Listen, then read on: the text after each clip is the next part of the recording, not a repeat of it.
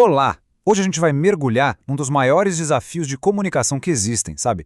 Como conversar com alguém que está, assim, totalmente entrincheirado numa crença. E ó, pode esquecer a ideia de debate, de discussão. O que a gente vai ver aqui é pura técnica, é uma mistura de psicologia com estratégia.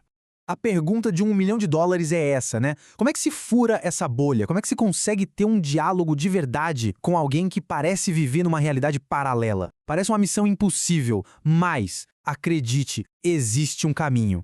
E aqui já vem a primeira regra, talvez a mais importante de todas. Bater de frente só serve para fortalecer as defesas do outro lado.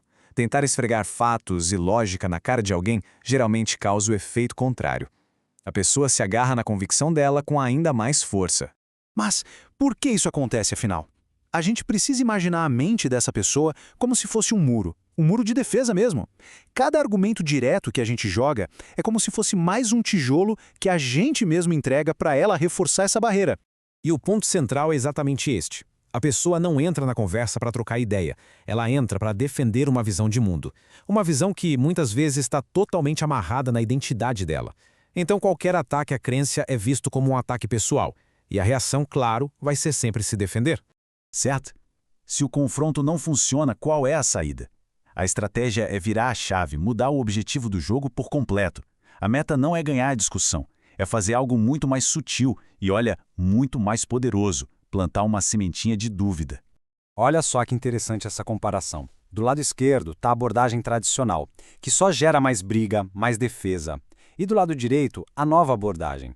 O objetivo, então, não é quebrar o muro na marretada, mas sim criar uma pequena rachadura, sabe? Uma fissura por onde a luz da autorreflexão possa, quem sabe, começar a entrar.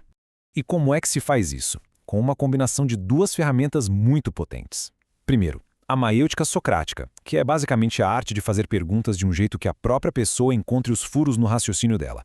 E junto, a engenharia social, que é a habilidade de entender e usar os gatilhos psicológicos para guiar a conversa. Beleza? Então vamos para a prática. Como é que se começa essa conversa sem já ligar o modo de defesa da outra pessoa num primeiro segundo? O primeiro passo é o que parece mais estranho. Concordar em parte. Calma, não é concordar com a crença em si, mas com o sentimento que está por trás dela. A gente precisa desarmar a pessoa, mostrar que ali não tem um inimigo. E aqui está um exemplo prático. Quando se usa uma frase como essa, a gente valida a emoção, a busca por segurança, por justiça, sem ter que concordar com a ideia maluca. E é quase instantâneo. A postura defensiva da pessoa cai e a conversa deixa de ser um campo de batalha para se tornar um terreno um pouco mais neutro. Ok, com a guarda mais baixa, a gente vai para a segunda fase. Em vez de afirmar você está errado, a gente começa a questionar. A ideia é ir cercando a pessoa com perguntas para que ela mesma comece a perceber as inconsistências no castelo de cartas que ela construiu.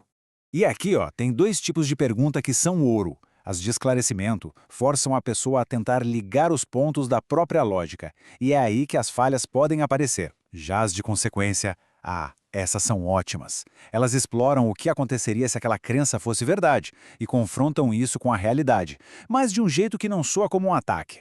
E o grande pulo do gato tá todo no jeito de falar.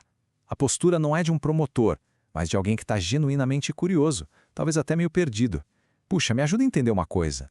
E isso faz a pessoa sentir o desconforto de não saber explicar a contradição, em vez de se sentir atacada e se fechar.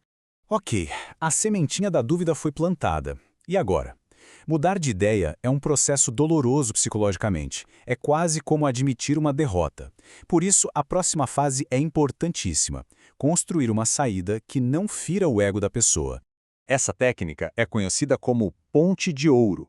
Pensa assim, o objetivo é oferecer um caminho seguro para a pessoa recuar da posição dela, sem que ela se sinta humilhada ou, pior, burra. A gente precisa transferir a culpa pela crença errada para outra pessoa ou outra coisa.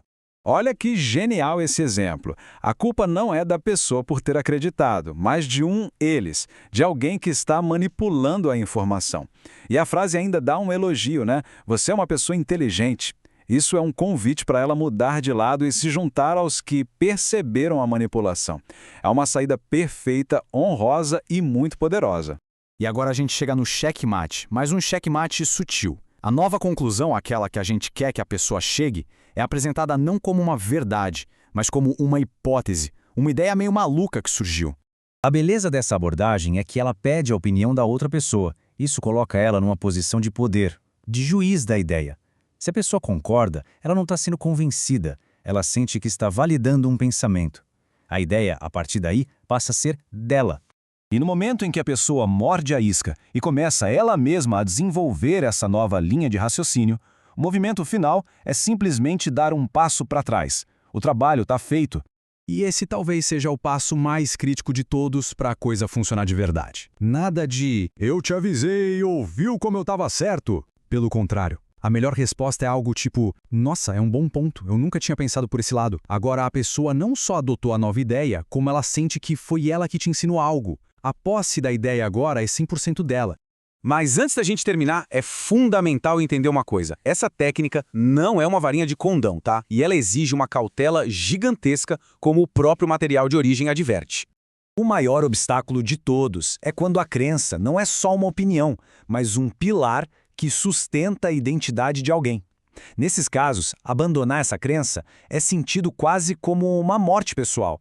A pessoa pode preferir se agarrar numa lógica toda furada do que encarar o vazio de não saber mais quem ela é. Aí o processo é muito, mas muito mais lento e delicado.